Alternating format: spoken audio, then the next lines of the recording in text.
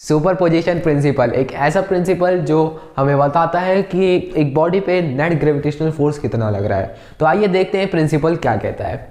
Principal का पहले हिंदी मतलब होता है सिद्धांत, और उन वाले प्रिंसिपल का मतलब होता है जो ए एल लगा होता है प्रधानाचार्य। तो दोनों में डिफरेंट रखना।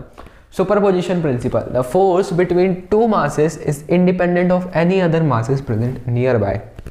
यानी जो भी दो मासेस के बीच में फोर्स लगेगा उसे कोई भी अफेक्ट नहीं करेगा। आप कह सकते हो वो इंडिपेंडेंट रहेगा, वो स्वतंत्र रहेगा। किससे स्वतंत्र रहेगा? कोई भी अगर मास नियर बाय प्रेजेंट है, यानी ऐसा नहीं है कि अगर लेट्स से यहाँ पर मैं बताता हूँ कि ये m1 मास है, ये m2 मास है और ये m3 मास है। ठीक, ये ये m1, ये m2 और ये m3, इनके बीच में ग्रेविटेशनल फोर्स लग रहा है, इनके बीच में ग्रेविटेशनल फोर्स लग रहा है। तो ऐसा नहीं है कि m3 बड़ा है तो m3 वाले जो ग्रेविटेशनल फोर्स है वो m1 को एकदम हटा देगा, सिर्फ m2 और m3 के बीच में लगेगा, m2 m1 के बीच में नहीं लगेगा। ऐसा बिल्कुल भी नहीं है। यानी सिंपल सी बात है, जितने भी m2 और m1 यानी जितने भी दो फोर्स हैं, मतलब दो फोर्स कर रहा हूँ, दो मासेस के बीच में एक जो फोर्स है ग्रेविटेशनल फोर्स, वो इंडिपेंडेंट है किसी भी अदर मास जो कि नियर बाय प्रेजेंट है। समझ गए? नाउ अब नेट फोर्स हम निकाल किस सकते हैं? नेट फोर्स तो निकालना पड़ेगा। इस बॉडी पे ऐसा भी नहीं है कि ये दोनों फोर्स लगा रहे हैं तो ये आधी आधी टूट कर बिखर जाए। मूवमेंट से करेगी, है ना, ग्रेविटेशनल फोर्स से इन्फ्लुएंस होकर मूवमेंट तो करेगी। तो मूवमेंट किस डायरेक्शन में करेगी, किस मैग्नीट्यूड से मूवमेंट करेगी, वो निकालने के लिए क्या मतलब किस फोर्स के जरिए वो मूवमेंट करेगी, वो निकालने के लिए हम नेट फोर्स निकालते हैं। तो net force on a mass can be calculated by the vector sum of individual forces. इन दोनों फोर्सेस का अगर मैं दोनों इंडिविजुअल फोर्सेस का अगर मैं वेक्टर सम निकाल लूँगा तो मेरे को इस मास m2 पर नेट फोर्स पता लग जाएगा। समझ गए? बस इतना ही था आपको सुपरपोजिशन प्रिंसिपल। आइए इससे रिलेटेड एक क्वेश्चन भी कर लेते हैं। Example number 7.2। एग्जाम्पल नंबर 7.2 कह रहा है 3 equal masses of m kg each are fixed at vertex of an equilateral triangle ABC. A. What is the force acting on a mass 2m placed at the centroid G of the triangle? B. What is the force if the mass at the vertex A is doubled? Take AG equals to BG equals to CG equals to 1 meter. तो आइए पहले इसका छोटा सा diagram बना लेते हैं। अभी क्वेश्चन मैंने आपको पढ़ के बता दिया, बाकी आप करेक्ट समझ गए होंगे तो क्वेश्चन हटा देते हैं। ठीक है, नाउ इसका पहले डायग्राम बना लेते हैं। डायग्राम रेड से ही कर लेते हैं सारी चीज़ें, या ब्लैक से कर लेते हैं। तो कंपोनेंट वगैरह जो भी टूटेंगे वो हम रेड से बना लेंगे। 3 मासेस हैं इक्वल वेट के।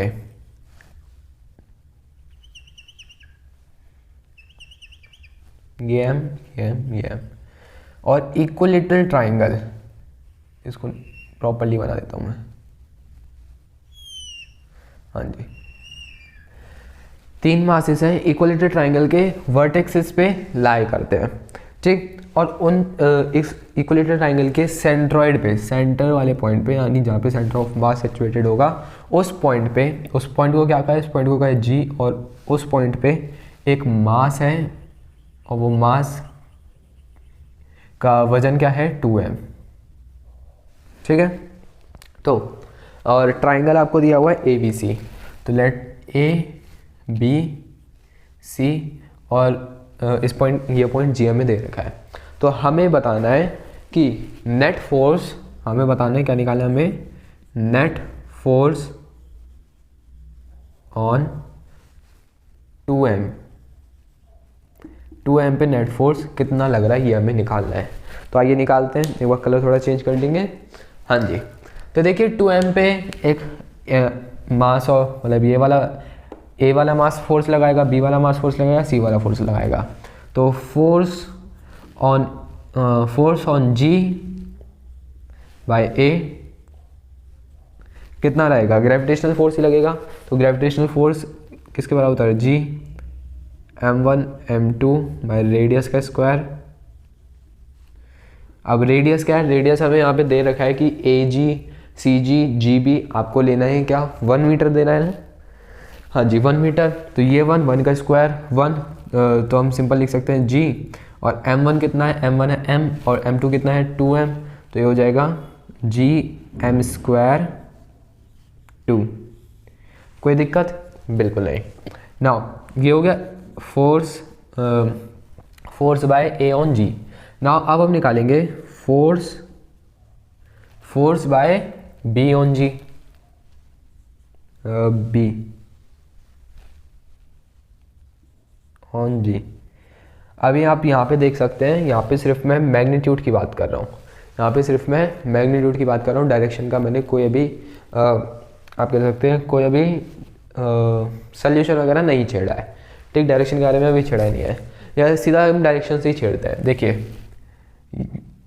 ये ऐसे लग रहा होगा, लेट्स से ये हमने ले ली वाई एक्सिस और ये पॉजिटिव मान लिया, ये नेगेटिव वाई एक्सिस। वैसे ही ये नेगेटिव में एक्स एक्सिस और ये पॉजिटिव में एक्स एक्सिस हमने लेट कर लिया, ठीक है। तो एम बी, अब जो फोर्सेस है, जो फोर्सेस लग रहे हैं वो मैं ग्रीन कलर से बना रहा हूँ। फोर्स जो लगाएगा एम बी ऑन 2m, एक वो फोर्स, एक ये वाला फोर्स लगेगा, एक ये वाला फोर्स लगेगा, ठीक है जी, ठीक है। अब अगर मैं इस एम बी वाले के कंपोनेंट तोड़ूँ तो ये कितना होगा? तो पहले ध्यान से देखिए आप, कंपोनेंट तोड़ने से पहले थोड़ा ब्लैक कलर से, अगर मैं इतने पार्ट को उठा लूँ, इतने पार्ट को अगर मैं उठा के थोड़ा मैग्नीफाई करूँ तो ये कैसा है? ये सिंपल ऐसा ही है, यहाँ पर जी पॉइंट और यहाँ पे एम बी पॉइंट, ठीक है, ठीक है जी। यहाँ पर 2m वाला पॉइंट है और यहाँ पे एम बी वाला पॉइंट है, और यहाँ से ये पूरी लाइन जा रही है ये वाली, और यहाँ से ऊपर ये वाली लाइन जा रही है, समझ गए? अब ये पूरा कितना था? 60 डिग्री था, समझ रहे हो? ये पूरा कितना था? ये पूरा था 60 डिग्री, ठीक है।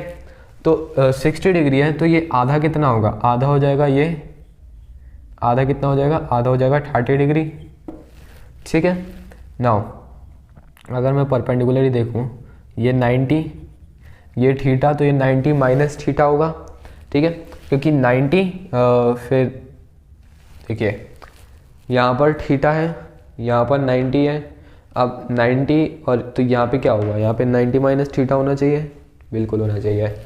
नाउ कंपोनेंट जब भी टूटते हैं वो दो एक्सिस में टूटते हैं और 90 डिग्री पे टूटते हैं, एक इस एक्सिस में टूटेगा और एक इस एक्सिस में टूटेगा,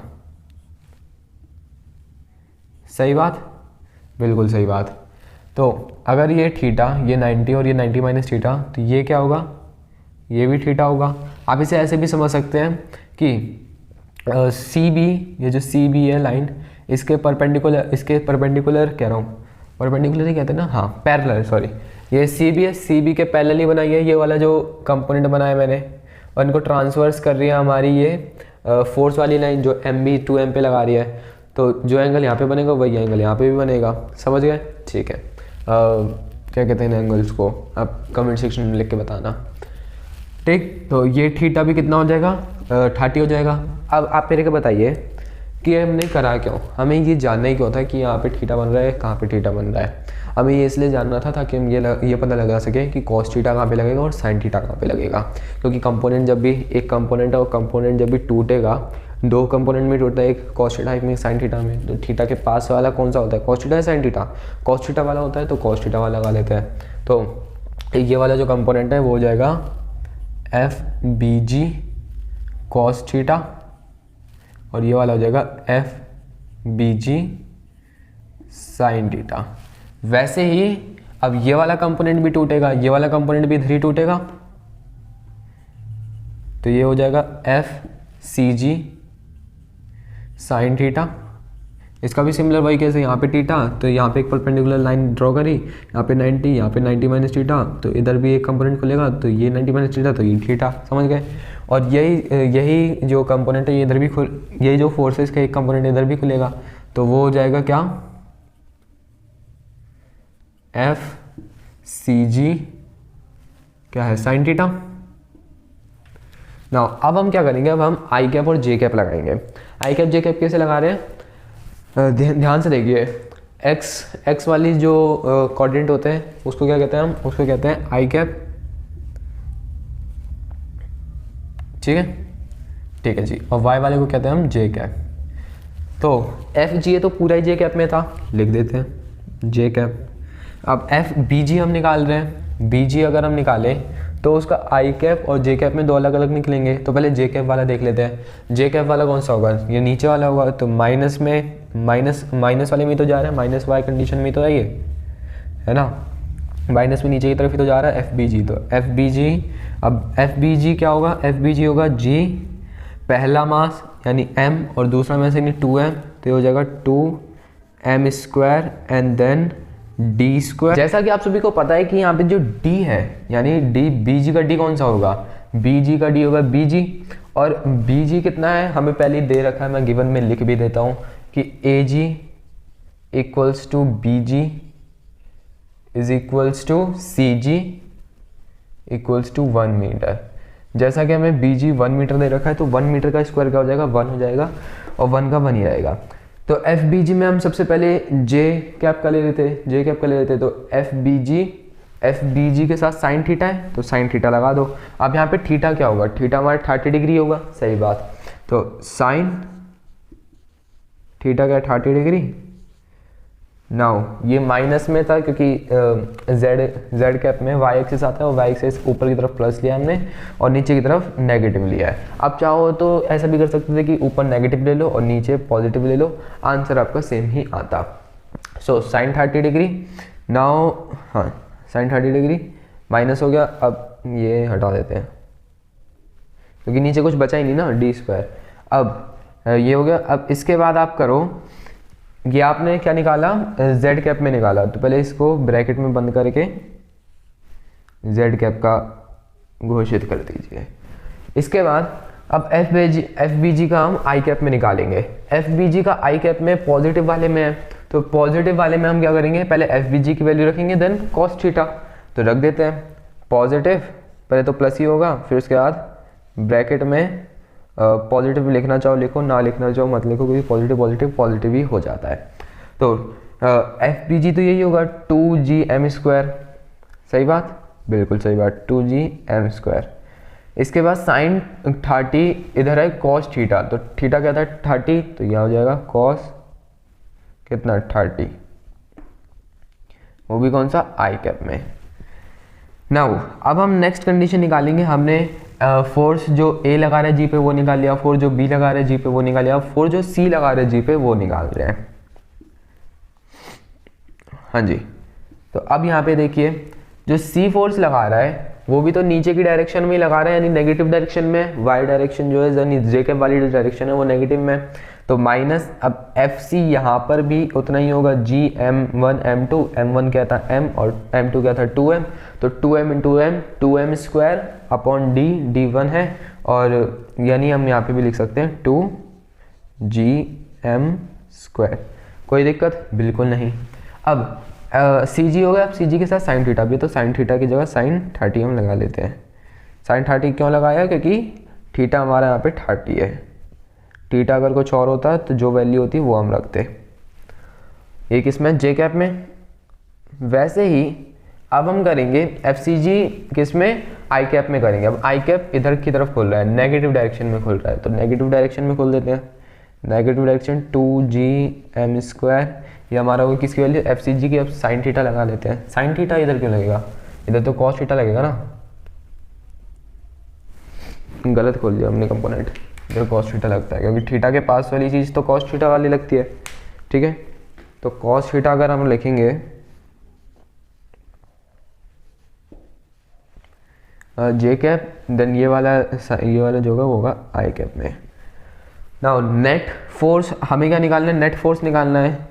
तो नेट फोर्स देखो मैं तो ऐसे लिखता हूँ एफ नेट, आपकी एनसीईआरटी में आपको ऐसे दे रखा है एफ आर,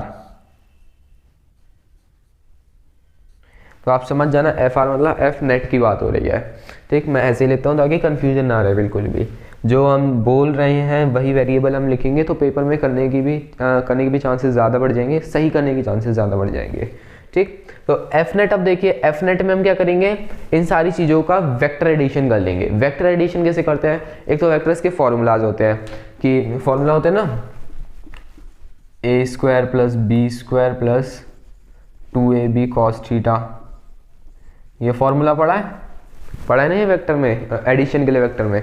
तो या तो ये लगा लो आप, है ना, ये लगाओगे इसमें तो भाई बहुत ज़्यादा लेंदी हो जाएगा। या फिर आप एक काम कर सकते हो, आप कोऑर्डिनेट में ही सॉल्व क्यों ना कर लो कि z, जैसे मान लो ये तो नॉर्मल है, हम फोर्स देख रहे हैं। अगर मान लो नॉर्मल 10th वाली मैथ पढ़े हम, 10th वाली मैथ में क्या होता था, एक कोऑर्डिनेट इधर होता था, एक कोऑर्डिनेट इधर होता था, है ना, एक कोऑर्डिनेट इधर होता था, एक कोऑर्डिनेट इधर होता था।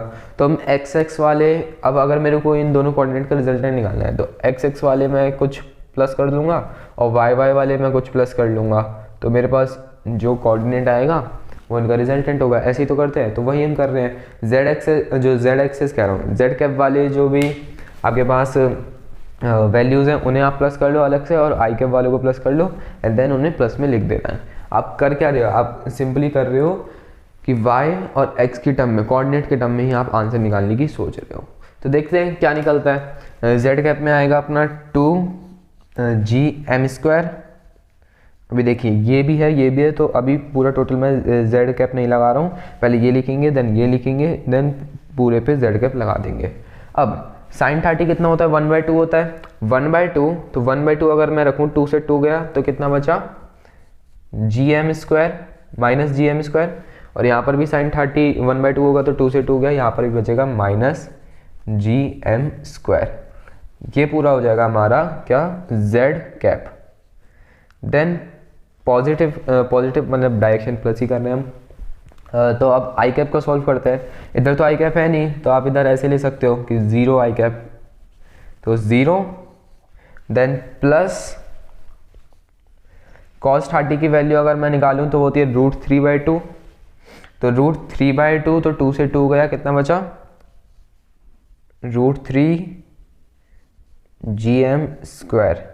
अगेन यहाँ पर भी cos 30 की वैल्यू √3/2, तो 2 से 2 गया, यहाँ पे बचेगा माइनस √3 gm², और ये पूरा किस में बंद हो जाएगा, आई कैप में। तो अब अगर आप एफ नेट निकालने की सोचो, तो देखो ये माइनस, ये एक वेरिएबल, इनको प्लस करेंगे, ये कितना आएगा, ये आएगा आपका माइनस 2gm², ये आएगा। अब माइनस 2gm² और प्लस 2mg², 0, वैसे ये तो 0 है, √3gm² माइनस √3gm² भी 0 हो जाएगा, तो यानी इस डायरेक्शन में भी 0 और इस डायरेक्शन में भी 0, तो यानी 0 j कैप, और वैसे ही 0 आई कैप। अब जब ऐसी कंडीशन बन जाए तो आप इसे ऐसे भी लिख सकते हो, सिंपल 0। इससे भी एग्जामिनर समझ जाएगा कि 0 जे कैप और 0 आई कैप में आपका जो एफ नेट फोर्स लग रहा होगा। इसका मतलब क्या है, इसका मतलब है कि ये जो 2m है वो बैलेंस रहेगा, ये अपनी जगह से इधर इधर बिल्कुल भी नहीं हिलेगा। ये जो इस पे 3 फोर्स लग रहे हैं ना, ये आपस में ही एक दूसरे को कैंसिल आउट कर ले रहे हैं। तो ग्रेविटेशनल फोर्स की इन्फ्लुएंस में आके 2m, जो 2m वाला पार्टिकल है, जो g सेंट्रॉइड वाला पार्टिकल है, वो बिल्कुल भी मूवमेंट नहीं करेगा, वो इस इक्विलेटरल ट्रायंगल के सेंटर में ही लाई करेगा। तो समझ गए, ऐसे ही क्वेश्चंस आते हैं। ये तो हमने कर लिया पहला पार्ट, ये हमारा था, जस्ट वेट, ये हमारा था ए पार्ट। नाउ अब हम करेंगे इसका बी पार्ट। बी पार्ट में क्या कह रहा है, बी पार्ट में कह रहा है कि अगर ये जो ए वाला पार्टिकल है इसका मास मैं डबल कर दूं, यानी m मास का मैं 2m कर दूं, यही कह रहा है। What is the force if the mass at vertex is double, यानी तब क्या फोर्स लगेगा जब मास एक जो है वो डबल हो जाएगा। तो अगर मैं इसका डबल कर लूँ तो डबल करने पे ये हो जाएगा 2m। तो अब वही सारी चीज़ें हम यहाँ पर भी लगा देंगे। अब जल्दी जल्दी थोड़ा करेंगे क्योंकि ये तो समझाने के लिए था, वरना चुटकियों में आप ऐसे क्वेश्चन सॉल्व कर सकते हो। करके देखें, देखते हैं। ये देखिए FGA क्या लगेगा, GM1 M2 D², GA से 2m इंटू 2m कितना हो जाएगा 4m², तो 4gm²। D तो हमारा वही नहीं था, D में थोड़ी कोई चेंज हुआ है। उसके साथ अब ये किस में था, J कैप में, तो लगा दो भाई। फिर FBG और FCG सेम ही रहने वाला है, क्यों, क्योंकि यहाँ पर मास हमने चेंज नहीं करा है, हमने सिर्फ यहाँ पे चेंज करा है। तो इसकी सीधा वैल्यूज ही ले लेते हैं हम। FBG की वैल्यू यही आ जाएगी, -2gm² sin 30 degree plus 2gm² cos 30 degree. एक बार मैं देख लूँ आ रहा है कि नहीं आ रहा, सॉरी ये आई कैप में है, एक बार मैं ये देख लूँ कैमरे के रेंज में आ रहा है कि नहीं आ रहा। cos 30 इतना नहीं आ रहा ना, 2 मिनट रुकना जस्ट मिनट।